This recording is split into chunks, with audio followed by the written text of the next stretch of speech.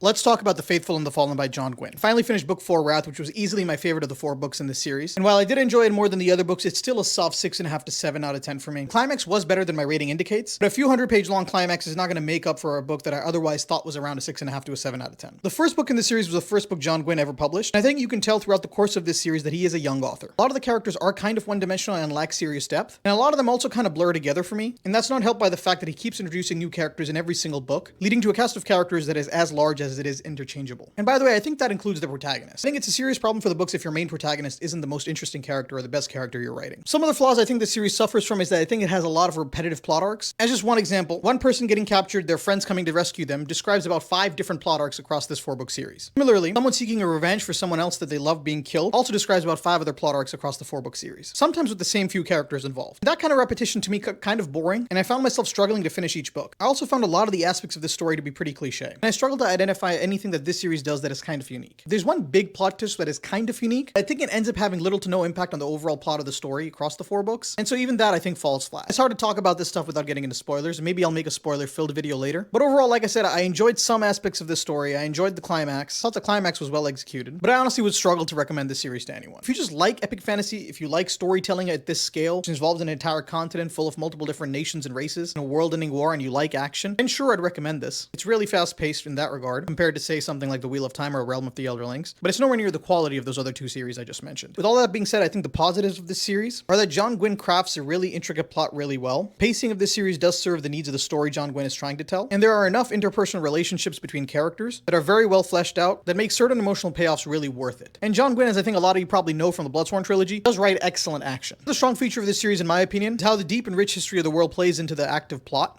While deep and rich histories of the world are truly a feature of epic fantasy, I find that it's kind of rare for that history to actually play into the active plot you're reading. In this case, it does. I see that as a plus. So yeah, if any of what I just said sounds appealing to you, do check this series out. Now drop a follow and go subscribe on YouTube or else.